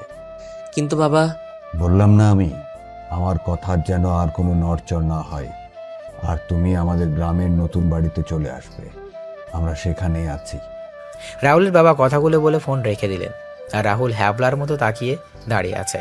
তোর আরিফ চৌধুরী রাহুলের কাছে এসে বলে, রাহুল বাবা, তুই পারিস এরকম বিপদ থেকে আমায় বাঁচাতে, প্রয়োজন হলে আমি তোর পায়েও ধরতে পারি, তবু বাবা তুই রাজি হয়ে যা। আঙ্কেল কি বলছো কি? কিন্তু ম্যাডাম। দিশা আমাদের কথার অবাধ্য হবে না, এখন তুই বল বাবা। কি আর করবো, নিজের অমতের বিরুদ্ধে মত দিতে হলো আমায়, আমি রাজি। তারপর রাহুলকে বরের বেশে সাজিয়ে এনে বিয়ে শুরু করা হয়। রাহুলের বিয়ের দিকে কোনো মনোযোগ ছিল না। রাহুল ভাবছে অন্য কিছু। ভালোভাবে বিয়ের সকল কাজ সম্পন্ন হয়।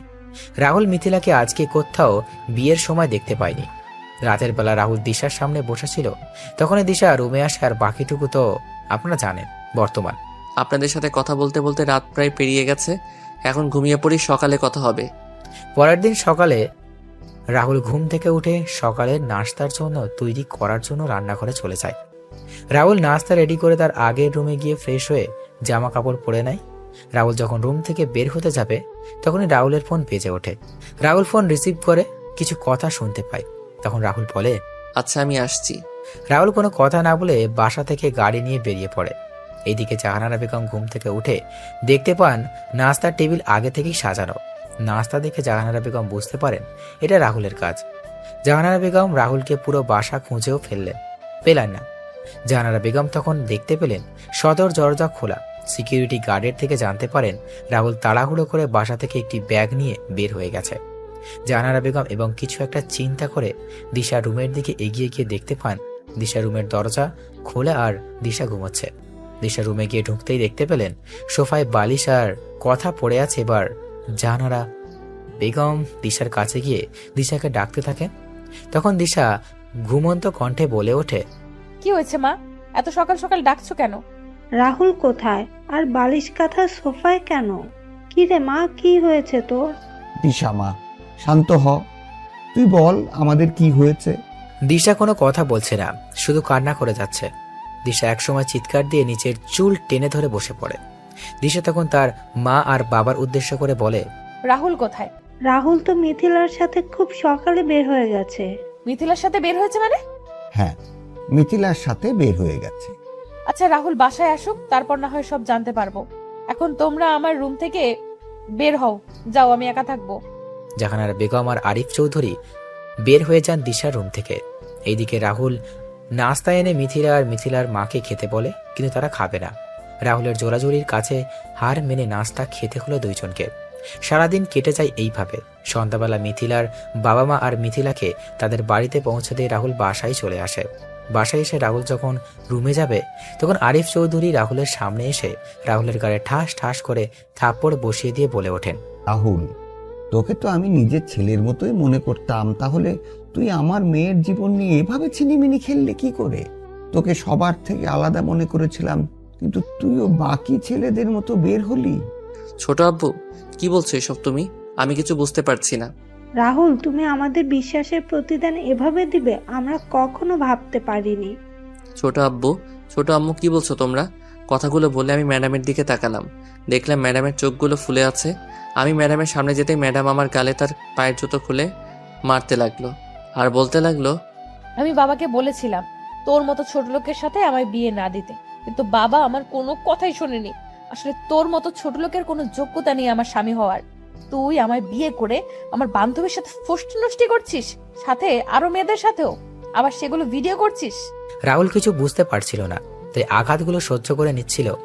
তখন দিশার শেষ কথা শুনে বলে, ভিডিও মানে?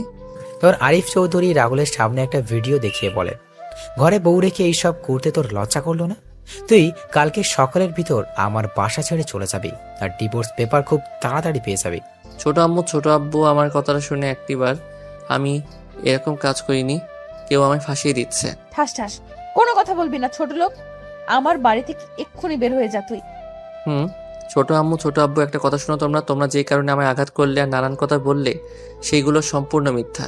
সত্যি একদিন সবার সামনে আসবে, ডিভোর্স পেপার খুব তাড়াতাড়ি দিয়ে দিব আপনার মেয়েকে আঙ্কেল। রাহুল কথাগুলো বলে সেখান থেকে তার রুমে চলে আসে। রুমে এসে তার সকল কিছু গুছিয়ে নিয়ে একটি ব্যাগে ঢুকিয়ে সবার জন্য একটা চিঠি লিখে বিছানায় শুয়ে পড়ে। রাত 3টায় রাহুল বাসা থেকে বের হয়ে বাস স্ট্যান্ডে এসে বাসে উঠে পড়ে। সকাল 11টায় বাস থেকে নেমে সিলেট কদমতলী বাস স্ট্যান্ডে বাস থেকে নেমে রাহুল একটা সিএনজি নিয়ে তার বাড়িতে চলে যায়। রাহুল গাড়ি থেকে নেমে তার বাসায় বেল বাজায়। কিছু সময় পর তার ভাবি এসে দরজা খুলে দিলেন। রাহুলকে দেখে তার ভাবি অনেক খুশি হলেন এবং সবাইকে ডাক দিলেন। রাহুলও হাসি মুখে বাসার প্রবেশ করে। রাহুল বাসায় ঢুকে তার ভাতিজা আয়ানকে দেখতে পায় খেলা করছে। রাহুল আয়ানকে কোলে তুলে নিয়ে আদর করতে লাগলো। তখন রাহুলের বাবা আর ভাবি আসে। কিরে, তুই একা? বৌমা আসেনি? না, কেন আসেনি? আমাদের ডিভোর্স হয়ে যাবে তাই নিয়ে আসিনি। বিয়ে হয়নি 1 মাসও হলো না আর ডিভোর্স হয়ে যাবে? আমি রুমে গেলাম। এই বিষয়ে আর কোনো কথা বলবে না কেউ তোমরা, আর বললে আমি বাড়ি ছেড়ে চলে যাব। রাহুল যখন কথা বলছিল তখন ভাবি রাহুলের চোখে পানি দেখতে পেলেন। রাহুল আয়ানকে কোলে নিয়ে তার রুমে চলে যায়। এইদিকে সকালে জাহানারা বেগম রাহুলের রুমে গিয়ে রাহুলকে কোথাও দেখতে পেলেন না। তখন টেবিলের উপর একটি চিঠি দেখতে পান। চিঠিটা নিয়ে পড়তে লাগলেন। প্রিয় আঙ্কেল আন্টি, প্রথমেই বলছি আমায় ক্ষমা করে দিবেন। আপনাদের না বলে চুরির মতো চলে এলাম। অবশ্য আমি তো এখন খারাপ ও নিকৃষ্ট মানুষ হয়ে গেছি। আপনারা আমাকে নিজের ছেলের মতো আদর স্নেহ করেছেন, সেইগুলো কখনো ভুলতে পারবো না। আমি কখনো এমন কোনো কাজ করিনি যে নিজের কোনো বদনাম হবে বা আমার জন্য কারো জীবন নষ্ট হয়ে যাবে। তবু আমি অপরাধ না করে অপরাধ স্বীকার করে নিলাম, তাই চলে যাচ্ছি আপনাদের ছেড়ে অনেক দূরে। ম্যাডামকে কয়েকদিনের ভিতরে ডিভোর্স লেটার পাঠিয়ে দিব। ভালো থাকবেন আর আমায় ক্ষমা করে দিবেন। ইতি খারাপ ছেলে রাহুল। চিঠি হাতে নিয়ে জাহানারা বেগম খাবার টেবিলে চলে আসেন।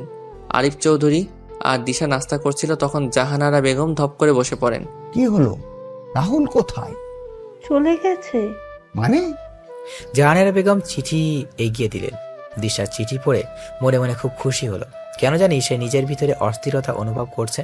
তখনই বাসার বেল বেজে ওঠে। দিশা দরজা খুলে দেখতে পায় মিথিলা ও তার বাবা মা দাঁড়িয়ে আছে। দিশা একটু গম্ভীর কণ্ঠে ভিতরে আসতে বলে তাদের। দিশা, রুহুল কই রে? বাবা আর মা রুহুলের সাথে কথা বলার জন্য রাত থেকে অস্থির হয়ে আছে। কেন ওর সাথে কথা বলবেন ওনারা? আরে, কালকে রুহুল না থাকলে আমার বাবাকে হয়তো আমি আর ফিরে পেতাম না। রুহুল কালকে আমার ভাইয়ের দায়িত্ব পালন করেছে। মানে? আসলে গতকাল খুব ভোরে মা ফোন দিয়ে বললেন বাবা স্ট্রোক করেছে। আমি কি করব বুঝতে পারছিলাম না। তারপর রুহুলকে বলি আমি সব কিছু। তখন রুহুল আর আমি বাবাকে নিয়ে হাসপাতালে চলে যাই। কালকে সারাদিন রুহুল আমাদের জন্য অনেক কিছুই করেছে, তাই তো বাবা সকাল হতেই চলে আসছে। কিন্তু রাহুল তো এখানেই নেই। ও চলে গেছে? চলে গেছে মানে? আসলে কালকে রাতে রাহুল আমার অনুমতি ছাড়া আমার সাথে শারীরিক সম্পর্কে লিপ্ত হয়েছে, তাই আরো মেরে বাড়ি থেকে বের করে দিয়েছি। তুই বুঝলি কি করে?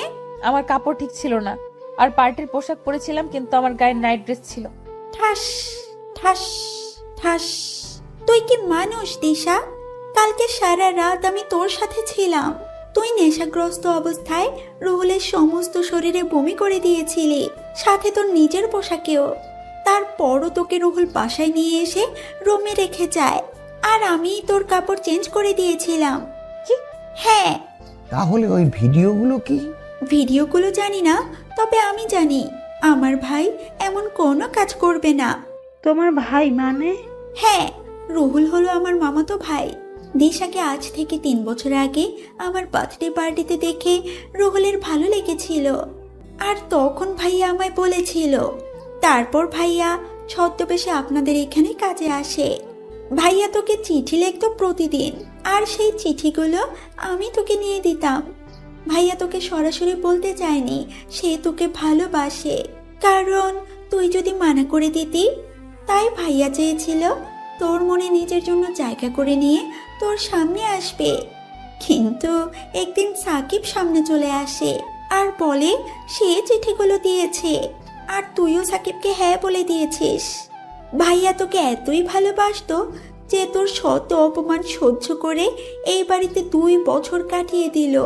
তবে ভালো করেছিস তুই ভাইয়াকে এইরকম একটা অপবাদ দিয়ে তাড়িয়ে দিয়ে। তুই মিথ্যা বলছিস তাই না মিথিলা, নিজের ভাইকে বাঁচানোর জন্য? তোর কাছে কি এমন প্রমাণ আছে যে তোর ভাই নির্দোষ? প্রমাণ এই দেখ ছবিগুলো। ভাইয়া তো তোকে এগুলোই দিত।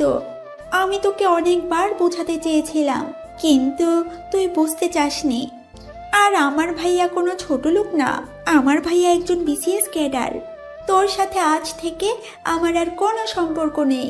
ভালো থাকিস, আর আমি ভাইয়াকে বলবো তাড়াতাড়ি করে তোকে ডিভোর্স দিয়ে দেওয়ার জন্য। তোর থেকে অনেক ভালো মেয়ে দেখে আমার ভাইয়ার বিয়ে দিব। বাবা মা চলো, এখানে আর 1 মিনিটও না। মিথিলা! চুপ miss Disha, enough is enough. তুই আমার ভাইয়াকে মেরে ফেলতে চেয়েছিলি দিশা? তুই এতটা অহংকারী হয়ে গিয়েছিলি যার জন্য গুন্ডা পাঠিয়ে আমার ভাইয়াকে মারলি। আমার ভাইয়ার 2 হাতে জ্বলন্ত রড ঢুকিয়ে দিলি। সাথে বিষাক্ত বিষও দিয়েছিলি। জানিস, এত কিছুর পরও ভাইয়া কাউকে কিছু বলেনি, কারণ ভাইয়া তোকে ভালোবাসে দিশা। আর তুই কি করলি? বাহ দিশা বাহ।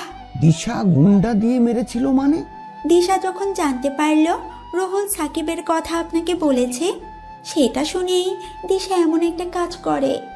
তুই চিন্তা করতে পারছিস আমার ভাইয়া তোকে কতটা ভালোবাসে, যে নিজের জীবনের কথা চিন্তা না করে প্রিয় মানুষটার এমন ঘৃণিত কাজের কথা কাউকে বলেনি, আমাকেও বলতে চায়নি। কিন্তু আমি ভাইয়ার থেকে তার ভালোবাসার কসম দিয়ে কথাটা জানতে পেরেছি। মিথিলা কথাগুলো বলে সেখান থেকে চলে যায়। আরিফ চৌধুরী আর জাহানারা বেগম নিশ্চুপ হয়ে বসে আছেন। তারা রাহুলের সাথে কালকে যে ব্যবহারটা করেছেন, এরপর তারা আর কিছু বলবে কি করে? দিশা মিথিলার মুখে সব শুনে নিস্তব্ধ হয়ে যায়। দিশা তার রুমে চলে যায়। দিশা রুমে গিয়ে কি করবে বুঝতে পারছে না। দিশা রুমে গিয়ে চিঠিগুলো বের করে জ্বালিয়ে দিল। দিশার যেন কান্নার বেগ বাড়তে লাগলো। এইদিকে রাহুল নিচে এসে খাওয়া দাওয়া করে আয়ানকে নিয়ে ছাদে চলে যায়। কিছুক্ষণ ভাবি এসে রাহুলের পাশে দাঁড়া। তখন রাহুল বলে, ভাবি কিছু বলবে? তোর কি হয়েছে আমায় বল। তুই গেলি হাসি মুখে আর ফিরলি কালো মুখে। ভাবি, সবকিছু বললাম ভাবিকে। এখন কি করবি? ডিভোর্স হয়ে যাবে। রাহুলের ফোন বেজে ওঠে। রাহুল ফোন নিয়ে কিছুটা দূরে চলে যায়।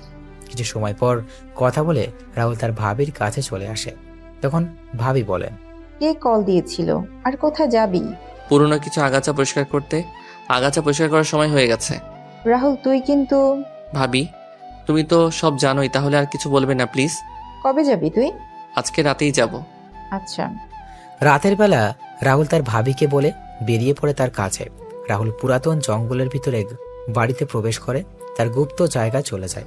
সেখানে গিয়ে রাহুল সবার সাথে কথা বলে সবাইকে নিয়ে কিছু সময় পর রেডি হওয়ার জন্য বলে তার নিজের রুমে চলে যায়। রুমে গিয়ে ভাই আর মেয়ের ছবির দিকে তাকায় আর মা আর ভাইয়ের সাথে কাটানোর সময়গুলো মনে করে রাহুলের চোখ ভিজে ওঠে। রাহুল চোখের জল মুছে বলে ওঠে, মা, ভাইয়া, তোমাদের খুনিদের আমি খোঁজ পেয়ে গেছি এবং খুব তাড়াতাড়ি শেষ করে দিব। আজকে একজনের জীবনের শেষ দিন হতে চলেছে। আমায় তোমরা আশীর্বাদ করো শুধু। রাহুল তার টিমের সবাইকে নিয়ে বেরিয়ে পড়ে একটা ফ্যাক্টরির উদ্দেশ্যে। ফ্যাক্টরিতে পৌঁছে কোনো কথা ছাড়াই গুলি করতে লাগে। মুহূর্তের মধ্যেই ফ্যাক্টরি পরিণত হয় শ্মশানে। রাহুল ফ্যাক্টরি থেকে কিছু কাগজ নিয়ে বের হয়ে যায় এবং বোমার ফ্যাক্টরি উড়িয়ে দিল। রাহুল সবাইকে চলে যেতে বলে। রাহুল চলে যায় তার বাড়িতে। রাহুল বাড়িতে গিয়ে ফ্রেশ হয়ে এসে ঘুমিয়ে পড়ে। পরদিন সকালে নিউজে বলছে কয়েকদিন আগের সর্দারের পোস্টারে তাহলে সত্যি হলো। সর্দার তার আগমনের চিহ্ন দিয়ে দিয়েছে। কালকে রাতে একটা পরিত্যক্ত ফ্যাক্টরিতে তৈরি হওয়া বিষাক্ত কেমিক্যালের মেশিন ও সকল লোকেদের হত্যা করা হয়েছে। সর্দারের next target mafia king Tony ভাই। পরের দিন সকালে রাহুলের ঘুম থেকে উঠে নাস্তা করে বের হয় গ্রামের দিকে। রাহুল তার বাজারে চলে যায়। সেখানে গিয়ে দেখতে পায় তার সব বন্ধুরা বসে আড্ডা দিচ্ছে। রাহুলও তাদের সাথে আড্ডায় যোগ দিল। এদিকে দিশা সকালে ঘুম থেকে উঠে নাস্তা করে বের হয়ে যায় কলেজের উদ্দেশ্যে। কলেজে গিয়ে সবার সাথে আড্ডা দিয়ে বসে সবাই কথা বলছে, হাসাহাসি করছে। কিন্তু দিশা কেন জানি হাসতে ভুলে গিয়েছে। তার মনে হচ্ছে তার কাছ থেকে কিছু একটা হারিয়ে যাচ্ছে। সব মিলিয়ে দিশা সবকিছু বিরক্ত লাগছে। দিশা কোনো কথা না বলে বাসায় চলে আসে। বাসায় এসে নিজের রুমে গিয়ে বসে পড়ে। দিশা কি করবে বুঝতে পারছে না। এইভাবে কেটে যায় 10 দিন। এই 10 দিনে দিশা বুঝতে পেরেছে রাহুল তার সাথে মিশে গেছে। দিশা রাহুলকে ছাড়া থাকতে পারবে না। দিশা প্রতি মুহূর্তে রাহুলকে মিস করছে। দিশা বুঝতে পারছে না কি করবে। আমার এমন কেন হচ্ছে? আমি তো রাহুলকে সহ্য করতে পারি না, তাহলে কেন রাহুলের কথা আমার বারবার মনে হচ্ছে? আচ্ছা, তাহলে আমি কি রাহুলকে ভালোবেসে ফেললাম? হ্যাঁ, হয়তো আমি রাহুলকে ভালোবেসে ফেলেছি। দিশা ফ্রেশ হয়ে বাসা থেকে বের হতে যাবে, তখনই আরিফ চৌধুরী বললেন, কোথায় যাচ্ছ তুমি? বাবা, মিথিলার কাছে যাচ্ছি। কেন? বাবা, আমায় রাহুলের কাছে যেতে হবে। আমার এমন কাজের জন্য ক্ষমা চাইতে হবে। কেন, ছেলেটাকে আবার মারবি?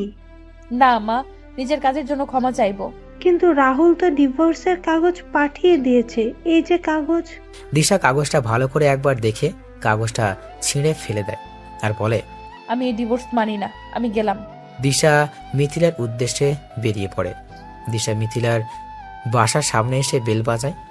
কিছুক্ষণ পর মিথিলা এসে দরজা খুলে দিল। দিশা মিথিলার হাত ধরে বলে ওঠে, দোস্ত, তুই আমায় ক্ষমা করে দে।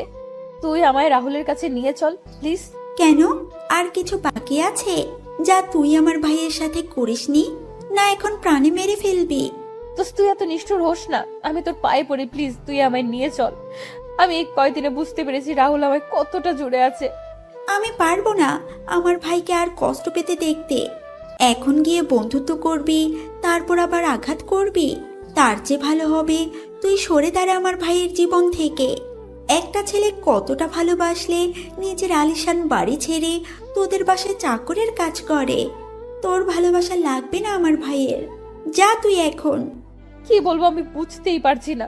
আমি পাথরের ন্যায় শক্ত হয়ে গেলাম। মিথিলা যখন আমার সামনে থেকে চলে যাবে, তখন আমি মিথিলার পা জড়িয়ে ধরে কান্না করে বললাম, আমায় একটু দয়া কর তুই, আমি আমার ভুল বুঝতে পারছি, আমায় একটিবার ক্ষমা করে দে তুই, প্লিজ মিথিলা প্লিজ। মিথিলার বাবা মা এসে বলেন দিশাকে যেন রাহুলের কাছে নিয়ে যায়। মিথিলা দিশাকে তার পা থেকে তুলে বলে, এবারে কিন্তু তোর শেষ সুযোগ। এরপর আমার ভাইয়ের সাথে খারাপ ব্যবহার করলে তোর খবর আছে কিন্তু। তবে আমি জানি না ভাইয়া তোকে ক্ষমা করে দিবে কিনা। আজকে মামা কল দিয়েছিল, আজকে ভাইয়াকে দেখতে মেয়ে পক্ষ আসবে। হ্যাঁ কথা দিলাম, এমন কাজ আর কখনো করব না, কখনোই হব না আমি বেঁচে থাকতে। তাহলে চল। কালকে আমরা সবাই যাব, তুইও কালকে আঙ্কেল আন্টিকে নিয়ে আমাদের বাসায় চলে আসিস। আচ্ছা। দিশা খুশি মনে বাসায় চলে আসে, কিন্তু মিথিলার শেষের কথা শুনে তার কেমন জানি ভয় হতে লাগলো।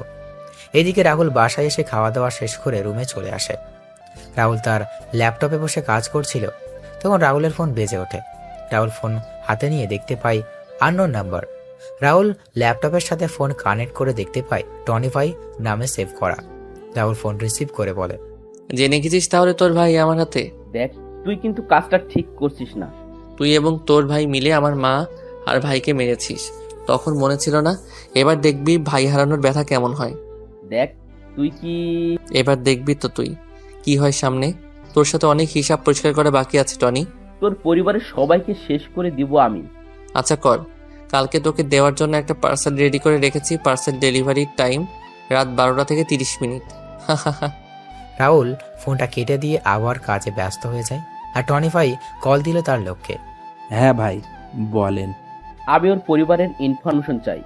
আমি জানি আমার ভাইকে আমি বাঁচাতে পারবো না, তার চেয়ে ওর পরিবারের সবাইকে শেষ করে দিব আমি। বস, আমি কিছুক্ষণের মধ্যে আমি পাঠিয়ে দিচ্ছি আপনাকে। আচ্ছা, আর শোন, সাবধানে থাকবি। ভাই। ওই বস যখন ফোন রেখে বের হতে যাবে, তখনই কয়েকজন এসে বসকে নিয়ে যায়। আর রাত 12টায় রুমের ভিতর থেকে বস চিৎকার করছে, কিন্তু কেউ শুনছে না। 12:10 রুমে প্রবেশ করে বহুরূপী ভয়ঙ্কর হায়না সর্দার বস তখন বলে, দেখো সর্দার, আমায় ক্ষমা করে দাও। তুমি চাইলে আমি টনির সকল ইনফরমেশন তোমার দিয়ে দিব, তবু আমার ছেড়ে দাও। আমার মা ও তোদের আমার ভাইকে ছেড়ে দিতে বলেছিল, কিন্তু তোরা ছেড়ে দিয়েছিলি কি? আমার অনেক বড় ভুল হয়েছে, আমার ক্ষমা করে দাও। ভালো থাকিস, আর ক্ষমা আমার ভাই আর আমার মায়ের কাছে গিয়ে চেয়ে নিবি। রাহুল কথাটা বলেই একটা কোপে শরীর থেকে মাথা আলাদা করে দিল। বসের প্রাণ পাখি উড়াল দিল ক্ষমা চাওয়ার উদ্দেশ্যে। এটা টনির ঠিকানায় ডেলিভারি দিয়ে আয়, ডেলিভারিতে যেন কোনো সমস্যা না হয়। রাহুল কথাটা বলে সেখান থেকে বের হয়ে যায়। রাহুল গাড়ির কাছে এসে তার ফোন বের করে কল দিল টনির নাম্বার। টনি, পার্সেল রেডি করে দিয়ে আসলাম, কিছুক্ষণের মধ্যে ডেলিভারি পেয়ে যাবি, অপেক্ষা কর। তুই কিন্তু বুঝতে পারছিস না তুই কার সাথে পাঙ্গা নিছিস।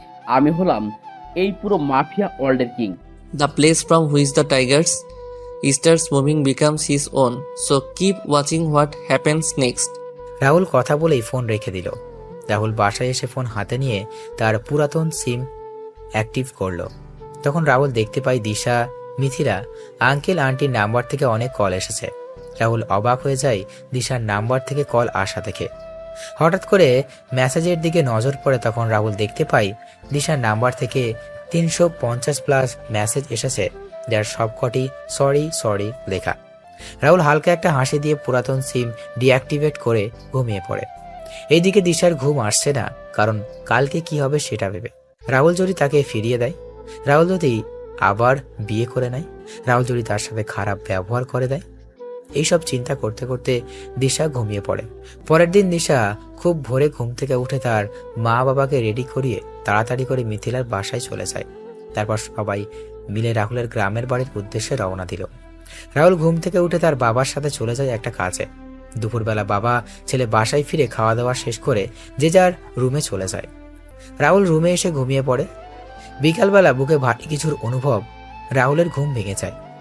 রাহুল চোখ খুলে সামনে তাকিয়ে চিৎকার করে বলে ওঠে, ভূত ভূত, দূর ভূত হবে না, পেতনি ভাবি, পেতনি বাঁচাও বাঁচাও। এই এই একদম চুপ। এই কি পেতনি দেখছি, আমায় চুপ করতে বলছে। ভাবি বা ও ও ওই তোরে না চুপ করতে বলছি, কথা বলছিস কেন? ও ও ও সরি। হাত সরিয়ে নিলাম রাহুলের মুখ থেকে। জোরে জোরে শ্বাস নিয়ে বললাম, এই কে আপনি? আমার রুমে কি? আর ওই ডাকিনির বেশে কেন? কি বললি? আমি ডাইনি? মানে তাড়াতাড়ি করে আমি নিজের হাতে চিমটি কেটে ফেললাম। না, এটা তো সত্যি। আপনি এখানে কি করে, কি জন্য এসেছেন? রাহুল, আমি আমার কাজের জন্য সরি, প্লিজ আমায় ক্ষমা করে দাও। আমি না জেনে তোমার সাথে অনেক খারাপ ব্যবহার করেছি। আপনাকে এখানে নিয়ে আসছে কে? আমি তো আপনাকে ডিভোর্স লেটার দিয়ে দিয়েছি, তাহলে এখানে আসছেন কেন? আমি আসছি তোমার স্ত্রীর অধিকারে। আমি মানি না এসব ডিভোর্স। দেখুন, এসব না বলে সন্ধ্যা 6টার ট্রেন ধরে চলে যান আপনার বাসায়। আমি যাব না, আমি এখানে থাকার পারমিশন পেয়ে গেছি। কে দিয়েছে আপনাকে এখানে থাকার পারমিশন? আমার শ্বশুর মশাই দিয়েছেন। বাবা, ভালো হয়েছে আপনি থাকুন, আমি চলে যাব কালকে এখান থেকে। বাবা। রাহুল, এদিকে আয় বাবা। হ্যাঁ আঙ্কেল। আমাদের ক্ষমা করে দে বাবা, আমরা না বুঝে ওই দিন তোর সাথে বাজে ব্যবহার করেছি, তোর গায়ে হাত তুলেছি। আরে আঙ্কেল, আমি তেমন কিছু মনে করিনি। সত্যি বলছিস তো তুই? হ্যাঁ আন্টি। তাহলে আমাদের আন্টি আর আঙ্কেল বলছিস কেন? সরি ছোট আম্মু। ছোট আব্বু তোমাদের নিয়ে এলো কে? আমি ভাইয়া। তাই তো বলি, এই কাজ তোর মতো ফাজিলের দ্বারা সম্ভব। মাথা ফাটিয়ে দিব তোর। তোর করলে আমার ভাতিজা কেন? দে আমার কাছে তুই। বললেই হলো। হয়েছে দুজনের এবার। নিন, সবাই নাস্তা করেন এবার। আচ্ছা, আমি আসি, তোমরা বসে কথা বলো। কোথায় যাবি ভাইয়া? হু হু। বাজারে। বাজারে না, ডলির সাথে দেখা করতে। ফাজিলে একটা থাপ্পড় দিমু। ডলি তোর চেয়ে অনেক বড়। হঠাৎ করে আমার ফোনটা বেজে ওঠে। আমি বের করে দেখলাম ডলি কল। তাহলে সত্যি বললাম আমি? চুপ ফাজিল। মাত্র 3 বছরের বড়। হ্যালো রনি, বলো। হ্যাঁ আসছি। মিথিলা, এই ডলি কে রে? ডলি হচ্ছে ভাইয়ার বান্ধবী। ডলি আপু ভাইয়াকে পছন্দ করে। ভাবি, ডলি আর রাহুল। ডলির সাথে রাহুলের বিয়ে ঠিক হয়েছে দিশা। ভাবি কি বলছো কি তুমি? হ্যাঁ, রাহুল নিজেই সবকিছু ঠিক করেছে। কিন্তু রাহুল আর দিশার তো ডিভোর্স হয়নি। তাহলে আমি রাহুলকে বলেছিলাম, কিন্তু রাহুল বলল ডিভোর্স হয়ে গেছে, আর ডলিকে নিয়ে আজকে শপিং এ যাবে বলেছিল। আমি বেঁচে থাকতে রাহুলকে আমার থেকে কেউ কেড়ে নিতে পারবে না। এখন আর এসব বলে কি হবে? সময় মতো তো আর তার মূল্য দিতে পারিসনি। তার চেয়ে চল, বাসায় চল। না বলছি না, আমি এখানে থাকবো। আমি আমার অধিকার ছেড়ে কোথাও যাচ্ছি না। মারে, এখানে থেকে কোনো লাভ হবে কি তোর? শুধু শুধু কষ্ট পাবি। আমার ভালোবাসা, আমার স্বামীর অধিকার ফিরে পাওয়ার জন্য কষ্ট পেতে রাজি আছি। রাতে যখন রাহুল বাসায় ফেরে তখন দিশা দেখতে পায় রাজের হাতে শপিং ব্যাগ। রাজ দিশার দিকে তাকিয়েও না তাকানোর ভান করে রুমে চলে যায়। দিশা রাহুলের পেছন পেছন রুমে যায় আর বলে, কোথায় ছিলে আর হাতে ব্যাগ কিসের? যেখানে ইচ্ছা ছিলাম, তাতে আপনার কি? আপনাকে না বলেছিলাম আপনার বাসায় চলে যেতে? আমি আমার স্বামীর বাড়ি ছেড়ে কোথাও যাচ্ছি না। কে স্বামী? কিসের স্বামী? তুমি আমার স্বামী। ফালতু কথা বাদ দিয়ে এখান থেকে বের হয়ে যান, ভালোই ভালো বলছি। না, যাব না বলছি আমি। ঠাস ঠাস, আমার মুখের উপর কথা বলিস তুই? রাহুল! কোনো কথা না বলে রুম থেকে বের হয়ে যায় এখনই। দিশা কান্না করতে করতে রুম থেকে বের হয়ে ছাদে চলে যায়। দূর থেকে রিয়াজ চৌধুরী আর জাহানারা বেগম সবকিছু দেখছিলেন আর চোখের জল ফেলছিলেন। তখন রিয়াজ চৌধুরী বলেন, সবই কপাল, মেয়েটা ছেলেটাকে কম কষ্ট দেয়নি। এবার বুঝুক ভালোবাসার মানুষ কষ্ট দিলে কেমন লাগে। মেয়েটার জীবন এভাবে ধ্বংস হয়ে যাবে, আর আমরা মা বাবা হয়ে তা দেখে যাব? কোন মুখে তুমি তোমার মেয়ের হয়ে কথা বলবে বলো? মেয়েটা আরেকটু হলে একটা ছেলেকে পঙ্গু করে দিত। তুমি বুঝতে পারছো না কেন? মেয়েটার কান্না আমি যে সহ্য করতে পারছি না। এইদিকে তার ডান বসের জানালা থেকে এসে এক নাগাড়ের ড্রিঙ্কস করে যাচ্ছে, কিন্তু কিছুতেই তার নেশা হচ্ছে না। টনি তার ভাই সাকিবের ছবির দিকে তাকিয়ে বলছে, সাকিব ভাই, আমায় ক্ষমা করে দিস। আমি তোকে বাঁচাতে পারলাম না। জানি না তুই বেঁচে আছিস কিনা। আমায় ক্ষমা করে দিস ভাই। তবে কথা দিচ্ছি, ওই সর্দারকে আমি শেষ করে দিব। সাকিব চিৎকার করছে, কিন্তু তার চিৎকার দেওয়ালে আঘাত পেয়ে আবার ফিরে আসছে। হঠাৎ করে দরজা ঠেলে ভিতরে প্রবেশ করে রাহুল। রাহুলকে দেখতে পেয়ে সাকিব বলে ওঠে, রাহুল তুই? সর্দার বলো। কি, তার মানে তুই সর্দার? হ্যাঁ আমি সর্দার। তুই আর তোর ভাই মিলে আমার ভাই আর মাকে মেরেছিস, সাথে আমার ভালোবাসাকে আমার থেকে দূরে সরে করেছিস। এবার তোকে আমি পৃথিবী থেকে দূর করাবো। দেখ, আমার ভুল হয়েছে, আমায় ক্ষমা করে দে। আমি আমার সকল কাজের জন্য অনুতপ্ত। আমি সবকিছু স্বীকার করে নিচ্ছি তো। আমার আদালতে আমি কাউকে ছাড় দেই না, তোরও কোনো ছাড় নেই। যা তুই চলে যায়, খুব তাড়াতাড়ি তোর ভাইকেও পাঠিয়ে দিব। কথাটা বলে রাহুল তার পিস্তলের সকলগুলি সাকিবের শরীরে ঢুকিয়ে দিল আর তার লোকেদের বলল লাশটা যেন টনি ঠিকানায় পৌঁছে যায়। রাহুল বাসায় চলে যায়। রাত 8টায় টনি বসে আছে আর তার ভাইয়ের প্রাণহীন হিম শীতল দেহের কাছে। টনির চোখ থেকে পানি ঝরছে আর মনের ভিতর আগুন দাউ দাউ করে বাড়ছে। টনির সমস্ত লোকেরা এসে জমা হয় তার বাড়িতে। এইদিকে রাহুল বাসায় ফিরে ফ্রেশ হয়ে এসে সবার সাথে কিছু সময় আড্ডা দিয়ে খাওয়া দাওয়া করে তার রুমে চলে যায়। রাহুল সবেমাত্র বিছানায় শুয়েছে, তখনই দিশা রুমের দরজা ঠেলে ভিতরে ঢুকে দরজা লাগিয়ে দিল।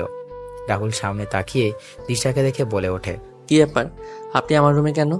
আমার জামাইয়ের রুমে আমি থাকবো না তো কে থাকবে? জামাই মানে? আপনাকে বললাম না আমাদের ডিভোর্স হয়ে গেছে। আমার আগের কাজের জন্য আমি ক্ষমা চেয়েছি তো, তাহলে কেন এমন করছো? আপনি অন্য রুমে গিয়ে ঘুমিয়ে পড়েন, শুধু শুধু ঝামেলা করছেন কেন? আমি যাব না, আমি এই রুমে ঘুমাবো।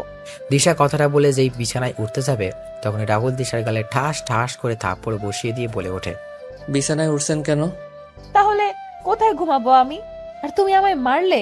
মাটিতে বা বেলকনিতে ঘুমাতে পারেন, এটা কেবল শুরু, গুনে গুনে হিসাব হবে। বাইরে তো অনেক ঠান্ডা, তাহলে আমি ঘুমাবো কি করে? সেটা আমি কি করে বলবো? আচ্ছা। দিশা যখন বালিশ নিয়ে বেলকনিতে যাবে তখন রাহুল দিশাকে থামিয়ে দিয়ে বলে, থাক, আপনি বিছানায় ঘুমান, আমি সোফায় ঘুমাবো। আমি তো আর অমানুষ না। এক বিছানায় ঘুমালে কি হবে? ওই যে ছোট লোক মানুষ আমি। রাহুল সোফায় গিয়ে লাইট নিভিয়ে ঘুমিয়ে পড়ে আর দিশা তাকিয়ে আছে রাহুলের দিকে। রাহুল মাঝরাতে কান্নার শব্দ শুনতে পায়। রাহুল তাকিয়ে দেখতে পায় দিশা কান্না করছে। তখন রাহুল বলে, আবার যদি কান্নার শব্দ আমার কানে আসে তাহলে লাথি দিয়ে রুম থেকে বের করে দিব, যত সব ন্যাকামো। দিশা কান্না বন্ধ করে শুয়ে পড়ে। পরের দিন সকালে রাহুল নাস্তা করে বের হয়ে যায় বাসা থেকে। দিশা ঘুম থেকে উঠে বিছানায় খুঁচিয়ে নিচে চলে যায়। নিচে গিয়ে ভাবিকে বলে, আচ্ছা ভাবি, মানুষ ভুল করলে ক্ষমা চাইলে তো তাকে ক্ষমা করে দেয়, তাহলে তোমার ছোট ভাই আমায় ক্ষমা করছে না কেন? জানিস দিশা, আমার যাকে বেশি ভালোবাসি তার উপরেই কিন্তু রাগ অভিমান করি। রাহুলেরও তেমন হয়েছে। আমি কি করব এখন? রাহুলের সাথে সবকিছু জোর করে করবি, যদি কি না করতে বলে সেটা করবি, সবসময় রোমান্টিক মোডে থাকবি। আচ্ছা। দিশা ভাবির কথা অনুযায়ী কাজে নেমে পড়ে। কয়েকদিন রাহুল একটু রাগ দেখলেও এরপর আর দেখতে পারেনি। রাহুল একটা রুমে বসে বিহার থেকে আসা তার লোকেদের একটা ছবি দিয়ে বলে, এই ছবির অমানুষটাকে আমার আস্তানা দিয়ে আসবি, তোরা এর সাথে কিছু করবি না, যা করার আমি করব সব। টনি তার ছেলের কবর দিয়ে এসে তার সমস্ত লোকের উদ্দেশ্যে বলে ওঠে, ওই তোরা সর্দারকে খুঁজে বের কর, যত টাকা লাগবে আমি দেব। আমার ছেলের খবরের সাথে সাথেও আমি ওই সর্দারের খবর দেখতে চাই। আমার থেকে আমার সব কিছু কেড়ে নিয়েছে ও, আমি ওর থেকে ওর সব কিছু কেড়ে নিব। ওই সর্দারের এমন ভয়ানক মৃত্যু দিব যা দেখে মৃত্যু দেবতাও ভয় পেয়ে যায়। রাহুল সেখান থেকে চলে আসে। বাসায় এসে খাওয়া দাওয়া শেষ করে বিছানায় শুয়ে ছিল। এই সুযোগে দিশা রুমে ঢুকে রাহুলকে জড়িয়ে ধরে। এই হচ্ছেটা কি? রাহুলের গলা চেপে ধরে বললাম, চুপ বসে থাকো, না হলে এর পরিণাম কিন্তু খুব খারাপ হবে। আমি এখন তোমার বুকে ঘুমাবো, যদি আমার ঘুমানোর কোনো সমস্যা হয় তাহলে কিন্তু বাসর করে নিব। মনে মনে বললাম, কি মেরে বাবা, সাক্ষাৎ ডাইনি, আমার বুকে ঘুমাবে, অথচ আমায় কয়েকটা দিন আগে সহ্য করতে পারতো না। অঙ্কুশ দাদা একটা কথা ঠিকই বলেছিল, মেয়েদের মন বোঝা নয় রে সোজা। কি বলছিস? আমি সব শুনছি কিন্তু। আর কিছু না, আপনি ঘুমিয়ে পড়ুন, একবার ছাড়া পাই তাহলে বুঝবি ডাইনি বেডি। আরো অনেক কষ্ট দিব তোকে, দেখি কেমন সহ্য করতে পারো শোনা। এই তোরা কে? আমাকে এখানে নিয়ে আসছিস কেন? তোরা চিনিস না আমি কে? তখন রাহুল রুমে প্রবেশ করে বলে, তুই হলি গলির কুকুর। তুই কি বলছিস? ভেবে বলছিস তো? আরে তোর মতো কুকুরকে কিছু বলতে হলে ভেবে বলতে হবে নাকি? এই তুই কে রে? তখন থেকে তুই তুই করে বলছিস। দেখবি আমায় তুই? হ্যাঁ। দেখলে তোর প্যান্ট ঢিলে হয়ে যাবে না তোরে? তখন টনি রেগে বলে, এই কুত্তার বাচ্চা, সামনে এসে কথা বল সাহস থাকলে সব কয়টাকে মেরে এখানে পুঁতে রেখে দেব। তাই নাকি রে, এখানে পুঁতে ফেলবি? রাহুল এই কথা বলে সামনে এগিয়ে যায়। রাহুলকে দেখে টনির চোখ বড় হয়ে যায়। কেউ কিছু বলছে না। তখন রাহুল বলে, কি রে নে, আমায় মেরে পুঁতে ফেলবি না? পুঁতে ফেল আমায়। সর্দার, রে, আমায় মারার জন্য যাদের পাঠিয়েছিলি তাদেরকেও আমি তোর ভাইয়ের কাছে পাঠিয়ে দিয়েছি। এবার তোর পালা, তোকেও পাঠিয়ে দিব তোর ভাইয়ের কাছে। তুই এখনো বেঁচে আছিস? তোকে তোর ভাই এসিপি রাজ আর তোর মাকে না মেরে ফেলেছিলাম, তাহলে বেঁচে গেলে কি করে? তোরা কি ভেবেছিলি আমি মারা গেছি? তোর করা সকল অন্যায়ের পুরস্কার দেওয়ার জন্য আমি আবার ফিরে আসছি। তোরা আজ আমার পরিবারের সাথে যা করেছিস সেটা এখন তোদের সাথে করব। সর্দার ভাই, আমাদের ক্ষমা করে দাও।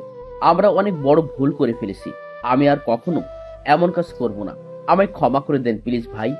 আচ্ছা যা, আমি তোদের ক্ষমা করে দিলাম। আমার লোকেরা তোকে কিছু বলবে না। তুই জানিস তো আমি একটা সুযোগ দেই। তখন রাহুলের লোকেরা না না বলে ওঠে। সবাই এগিয়ে আসে টনিকে মারার জন্য। তখন রাহুল বলে, আগে আমি কথা শেষ করতে দে, তারপর তোরা যা করার করিস। ধন্যবাদ সর্দার ভাই। আর আগে শুনবি তো? বলুন ভাই। এই বাড়ির পাশে একটা পুকুর আছে, সেই পুকুরে 10টা ডুব দিতে হবে। 10টা ডুব দিয়ে উঠে আসলেই আমরা তোকে ছেড়ে দিব। কিন্তু ওইখানে তো শার্ক আর কুমির আছে। তাহলে তুই এই হান্টারদের হাতে মরবি। দেখছিস এক একটাকে, এরা বিহারের জঙ্গল পশু শিকার করে। কিছু ঝলক দেখবি নাকি? বলে হাসতে লাগলাম। আমি সর্দারের এর কথা শুনে ওই হান্টারগুলোর দিকে তাকলাম।